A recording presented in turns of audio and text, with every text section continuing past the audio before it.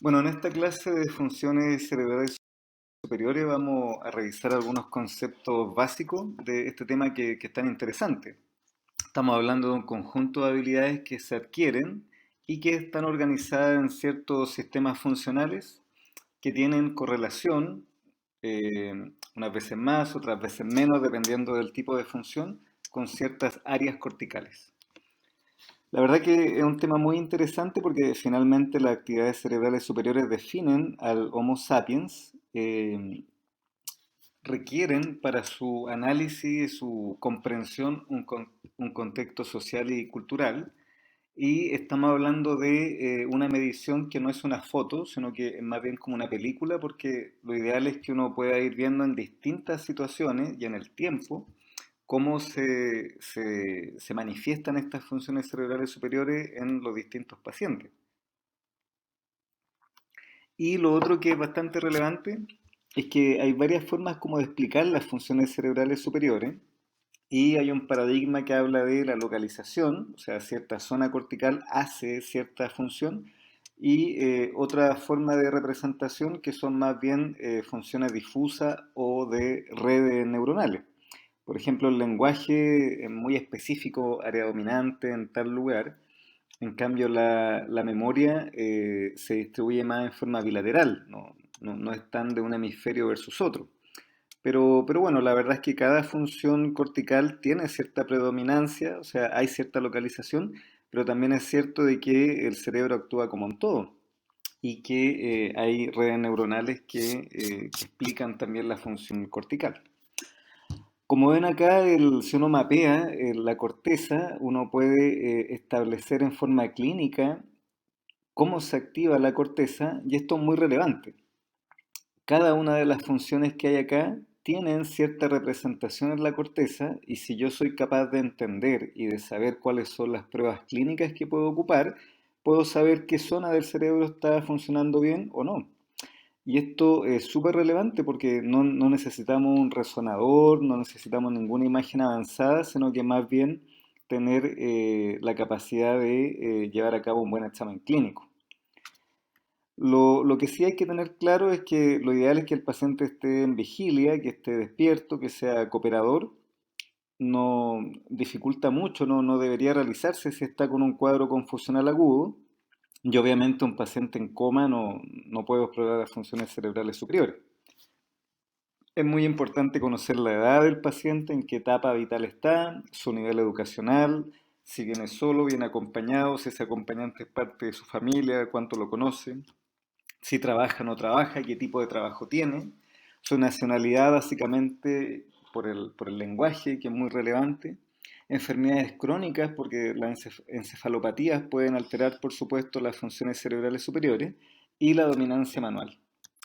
Lo primero que uno le pregunta al paciente es ver si hay alguna ubicación espacial, temporal, su nombre, ¿cierto? Si, esto es como lo básico para poder establecer lo que viene a continuación, y es que si está atento o no está atento. Generalmente las funciones cerebrales superiores uno debería tener cierta jerarquía, empezar idealmente con ver si está atento o no está atento el paciente y con el lenguaje, porque eso obviamente va a facilitar las cosas. Pero va a depender mucho de cada paciente si uno empieza con una cosa o con lo otro. Generalmente uno debería empezar con la atención y la atención es la capacidad de tener la mente fija, ¿cierto?, en algo puntual, algo simple o en una secuencia de eventos que tengan un fin último, ¿ya? Tanto la atención simple como ya un poco más compleja tiene mucho que ver con la corteza frontal lo que se llama la corteza prefrontal. Vamos a ver después un poco de que la corteza frontal es muy amplia, pero esto es una actividad, la atención, muy frontal, prefrontal, y tiene que ver mucho con la memoria de trabajo, ¿ya? ¿Cómo yo lo voy a evaluar? Bueno, hablando con el paciente, si es que sigue algunas instrucciones básicas, dándole alguna lista de números, típica prueba de que va restando a 100, le va restando 7, ¿cierto? O lo otro que se puede hacer si es que el paciente le complica esa prueba es darle los números de la semana que los diga al revés, darle los meses del año que los diga al revés. La atención se relaciona mucho con la memoria de trabajo, ¿eh? mucho con la memoria de trabajo y como les digo está en la corteza prefrontal. Pasando ya a la memoria, ya que estamos tocando un poco el tema, ¿cierto? Las bases anatómicas de la memoria son bastante diversas, ¿no? No es que haya un lugar para la memoria, sino que hay distintos tipos de memoria y distintos tipos de clasificación, pero en general lo que está más relacionado con la memoria es la corteza temporal medial y el hipocampo, ¿ya? Eh, Hay varias clasificaciones, lo que más nosotros ocupamos como clínicos, ¿cierto? Es la memoria de trabajo, que es de segundo a minuto de duración, que está en el prefrontal, pero que no se fija en una memoria a largo plazo, sino que pasa, ¿cierto? Y dependiendo de la importancia que tenga o no, yo la puedo llevar a la memoria a largo plazo, pero generalmente estamos hablando de corteza prefrontal y algo que dura segundo a minuto. Ya después está la memoria a largo plazo, que tenemos la memoria episódica, que son los hechos que yo puedo darle una fecha, una hora, el día que me casé, el día que entré a la universidad, etcétera. Y está la memoria semántica, que obviamente no, yo no podría saber cuándo supe de que el lápiz se llamaba lápiz, pero sé, tengo ese conocimiento, que es más la memoria que tiene que ver con los significados. Y también hay un tipo de memoria que es implícita o procedural, que tiene que ver con habilidades que están mecanizadas, por decirlo de alguna forma, y que lo más clásico es esto, andar en bicicleta o manejar un automóvil, ¿cierto? Entonces, esto es como lo que más se ocupa, ¿no? La memoria de trabajo, por un lado, que están los prefrontales, la memoria explícita, episódica y semántica, que está en el hipocampo, y la procedural, que está más en los ganglios basales. Esto mismo está explicado muy bien en este paper, que es muy aclarativo, donde aparecen, ¿cierto?, los distintos tipos de memoria, dónde está la ubicación anatómica y algunos ejemplos clínicos de su alteración. Entonces es muy relevante, por ejemplo, de que si yo tengo una alteración de la memoria episódica, que es lo que yo veo, por ejemplo, en el Alzheimer, el paciente va a tener muchos problemas para recordar hechos de su vida. ¿Qué cosa hizo el verano pasado? ¿Qué comió hoy día en la mañana? Hechos, episódicos, que es muy distinto a la memoria de trabajo o más atencional, que está aquí en la corteza prefrontal y que es el típico paciente que está, qué sé yo, trabajando, estudia, anda un poco ansioso y no recuerda bien dónde dejó la llave, no recuerda bien si dejó abierta o cerrada la puerta, le cuesta concentrarse, etcétera. Es muy importante hacer esa diferencia porque hay mucho paciente que consulta preocupado por tener trastorno de memoria y más que trastorno de memoria, es un trastorno de memoria de corto plazo más atencional. ¿Ya? Hay otro tipo de evaluación de la memoria que es muy relevante, que es la capacidad de aprender cosas nuevas, que es la memoria anterógrada. Y yo le ofrezco al paciente alguna frase o algunas palabras o alguna dirección y yo le pido que lo repita ahora y que lo repita después en 10 minutos más. ¿Ya? Esa memoria anterógrada tiene mucho que ver con estructuras mediales, diencéfalo, cíngulo, que llegan al hipocampo finalmente y que también se evalúan clínicamente. Lo otro interesante es que la memoria es un buen ejemplo de plasticidad. Aquí hay un trabajo clásico donde se compara, ¿cierto?, el hipocampo, el tamaño del hipocampo de taxistas ingleses que tienen que aprender una gran cantidad de calles, ¿cierto?, versus los conductores de bus que tienen que aprender menos calles. Y se ve en forma bastante clara, ¿cierto?, de que, como aparece acá, de que los taxistas tienen esta zona del hipocampo, tienen un volumen mayor que los que conducían bus, ¿ya? Lleva una muestra de plasticidad bastante importante y, como les digo, un paper clásico, ¿ya? Lo otro que se evalúa es el lenguaje, que, como ustedes saben, es parte muy importante del desarrollo humano. Nos define casi como especie, ¿cierto? Y la capacidad que tenemos de comunicarnos y de realizar actos grupales. Y por supuesto que aquí hay que tratar de evaluar al paciente con su lenguaje materno, lo ideal, y nunca confundir con disartria, ¿ya? La disartria es cuando tengo problemas en la articulación del lenguaje. Ya el paciente en vez de decir lápiz le cuesta decir lápiz porque le cuesta articularlo, pero sabe que es un lápiz. O sea, el significado, su correlato con el significando se mantiene. Así que mucho ojo con eso, ¿cierto? Porque la disartria es bastante inespecífica. Una disartria sola puede ser cualquier cosa, ¿cierto? Pero una afasia, claramente, pérdida del lenguaje, ya no está hablando de un problema neurológico cortical. ¿Ah? ¿Qué es lo que uno evalúa? Evalúa el lenguaje espontáneo, la nominación, la repetición, la comprensión y generalmente la lectura y escritura no se evalúa tanto porque uno escribe y uno lee, ¿cierto? Lo que habla, ¿ah? Clínicamente uno se queda con estos cuatro elementos y la verdad es que son suficientes. Voy a ver la fluidez al escuchar al paciente hablar. Tengo que ver si es una fluidez adecuada o no, más que medir palabras por minuto, una percepción clínica. Ver si ocupa bien la gramática, ver si hace una buena sintaxis, su acento, la prosodia, ¿cierto? El ritmo que tiene para hablar, que ojo que aquí tiene mucho que ver el hemisferio derecho. Y bueno, fijarme si es que hace alguna parafasia fonémica, semántica o verbal, fijarme si inventa alguna palabra o si le cuesta llegar a algo, no dice lápiz, sino que dice es una estructura que sirve para escribir, etcétera, un circunloquio. Se habla sin estructura gramatical, yo ser doctor, Alvarado, etcétera. O esto de que pierda el ritmo, ¿ah? Que pierda el ritmo del habla o el acento. Generalmente se les muestra algo, por ejemplo, la tarjeta de Boston a mí me gusta bastante porque el paciente tiene que relatar lo que está pasando acá, que hay dos niños, un niño tratando de sacar una galleta, se la va a pasar a la niña, se puede caer o se va a caer si es que sigue en esa postura. La señora está lavando la loza, no se da cuenta que se cae el agua, ¿cierto? Está secando ahí, tiene los platos en la mano. Entonces uno se fija en la nominación, repetición, comprensión, siempre ofrecerle al paciente varias cosas. Por ejemplo, en la nominación decir nomina 5 de 5 o 5 de 3, o sea, por lo menos como mínimo mostrarle 5 cosas. Igual la repetición, primero repetir algo sencillo, repita pan, y después ya uno le dice repita hoy día amaneció nublado, repita mañana va a estar más despejado, qué sé yo. Y la comprensión lo mismo, primero comprender algo sencillo y después ya cosas de dos comandos o tres comandos. Entonces, si yo digo que el paciente no nomina, es porque le mostré cinco cosas y nominó solo una o no nominó nada. Si yo digo que el paciente repite, es porque repite las cosas sencillas y las cosas más complejas, etcétera. ¿Bien?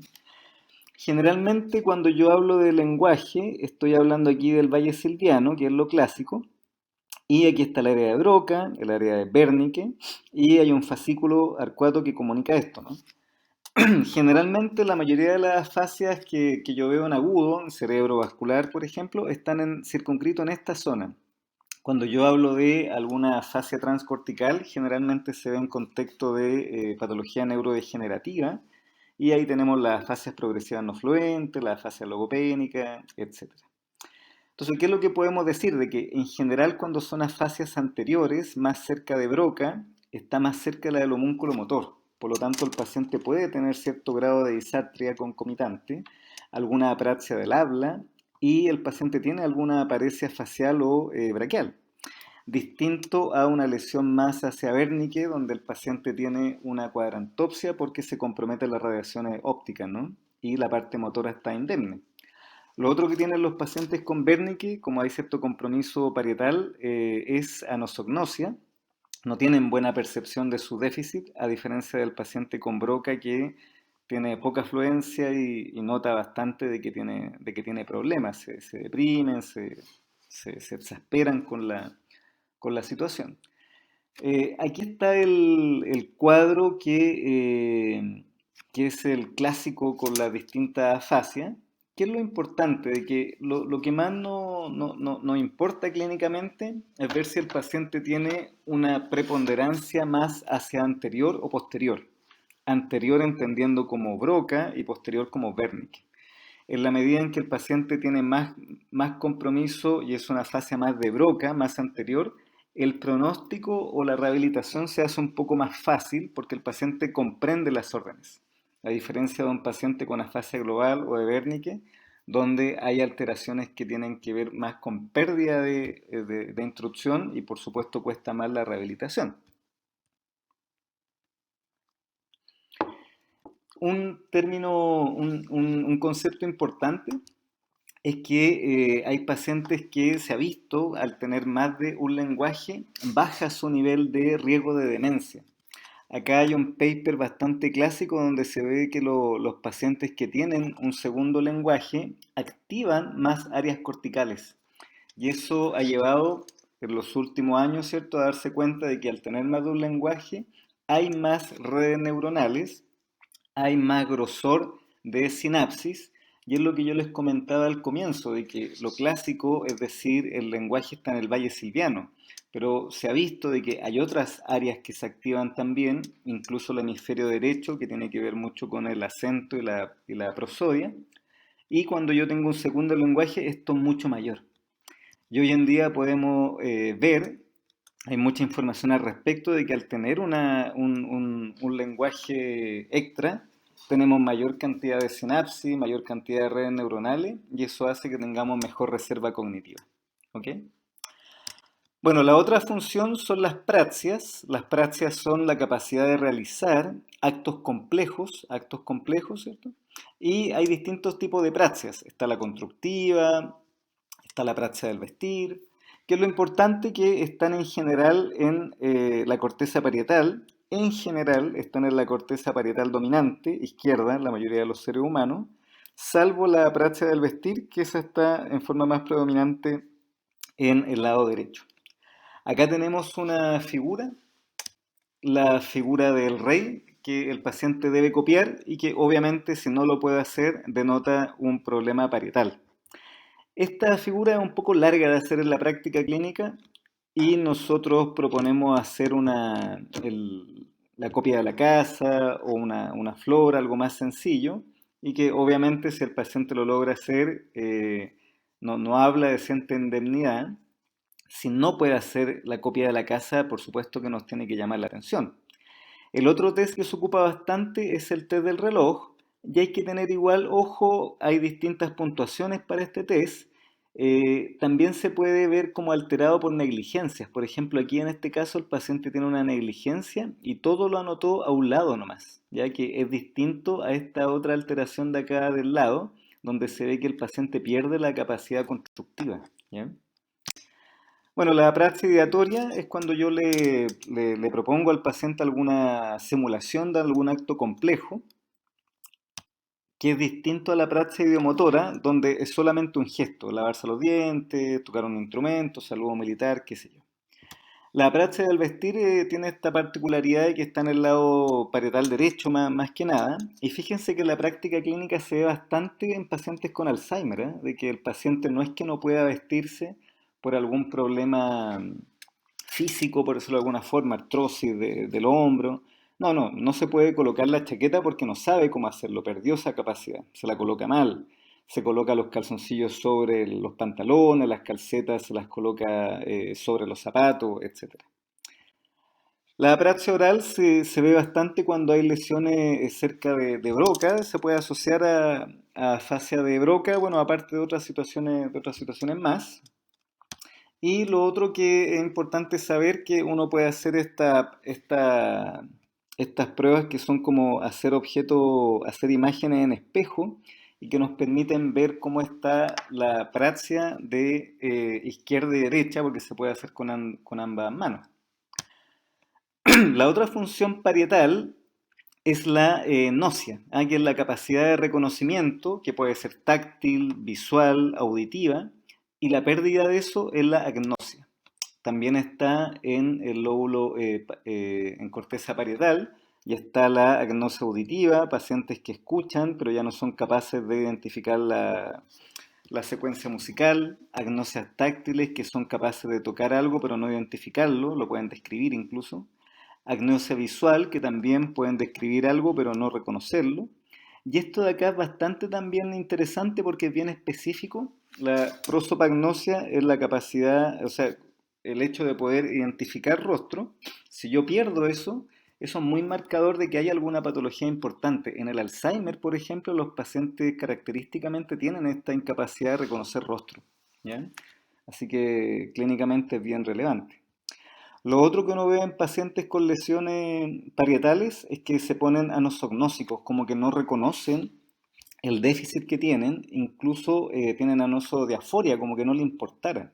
Si yo tengo una aplegia, yo esperaría que el paciente esté muy preocupado, esté muy ansioso con respecto a eso y o no lo reconocen o si lo reconocen como que les da lo mismo. ¿Ya? Eso en general es por lesiones parietales. Acá tenemos negligencia espacial también, que el paciente se le indica que parta por la mitad con una línea, ¿cierto? Lo que se le propone, y fíjense que solamente toca el lado derecho. Obviamente, para poder hablar de negligencia espacial, hay que antes verificar que no esté mianóptico el paciente. Bueno, finalmente vamos a hablar de la corteza frontal, que fíjense es bastante extensa y es una de las cortezas que nos diferencian del resto de los homínidos superiores. Tiene tres sectores funcionales, que es la zona dorsolateral, la zona orbitofrontal acá abajo y la zona medial.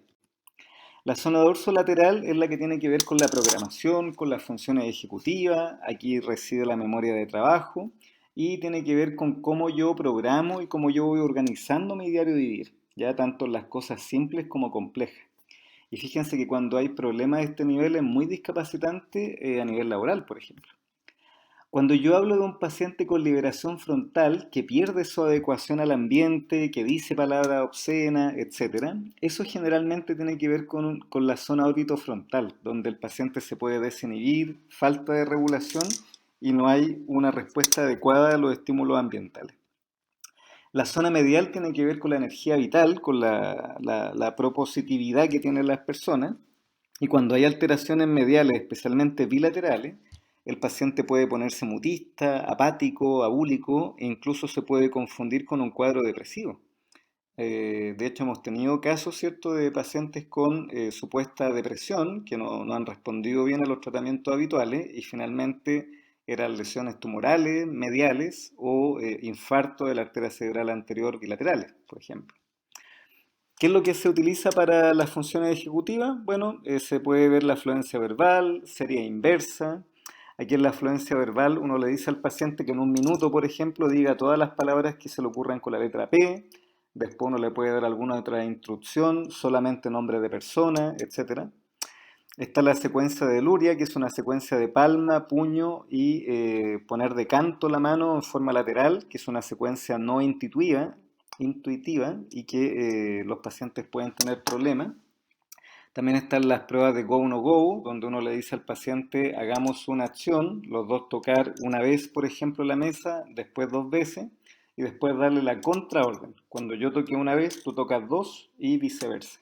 Y eso también, al reprogramar una orden, si el paciente se equivoca, denota que hay un problema ejecutivo. Con respecto al órbito frontal, eso ya es un poquito más difícil porque tiene que ver con el juicio que tenga el paciente. Uno le propone ciertas frases clásicas, algunas comparaciones, pero aquí es muy importante cómo el clínico percibe al paciente, si es que es adecuado, si es que te saluda en forma adecuada, si es que tiene una postura adecuada a la situación, etcétera. ¿Ya? Bueno, llegando ya al final, ¿por qué me gusta colocar la tarjetita de Boston? Porque tiene varias funciones, o sea, aparte del lenguaje que está moldeando el valle silviano del lado dominante, fíjense que yo tengo que programarme. Generalmente uno primero ve un lado, después ve el otro. No es que uno describa a la mujer y después al niño y después el agua, no, uno se va programando. Y eso denota de que la corteza dorsolateral está funcionando. Lo otro que es importante es que la señora no, como que no se da cuenta de que está cayendo el agua. Eso denota de que uno tiene la empatía de darse cuenta de que es raro, de que la señora no está preocupada por esto. Eso también es de corteza frontal, órbito frontal. También nos damos cuenta que ellos son unos niños, que están en una cocina, ya puede ser la mamá, por ejemplo, cosas como de sentido común que también denotan de que estamos hablando de una corteza frontal que está funcionando. Los parietales también funcionan si es que yo relato bien esta imagen, porque estoy viendo aquí una imagen me está dando la idea de movimiento, una imagen bidimensional. Eso es mucho de corteza parietal, de que el niño se va a caer. Igual que esta imagen aquí que es estática, pero me da la idea de movimiento, tiene mucho que ver con el parietal y con el temporal. Entonces, con esta tarjetita yo puedo ver lóbulo frontal, puedo ver lenguaje, la dominante, puedo ver los parietales, puedo ver también obviamente la vía visual que esté funcionando bien, etcétera. Así que imagínense, solamente con una tarjeta y conociendo un poco cómo ir a buscar las funciones cerebrales superiores, yo puedo mapear en forma funcional y clínicamente la corteza cerebral. No se requiere ni un resonador funcional ni ninguna otra prueba avanzada para hacerlo al pie del paciente. Muchas gracias.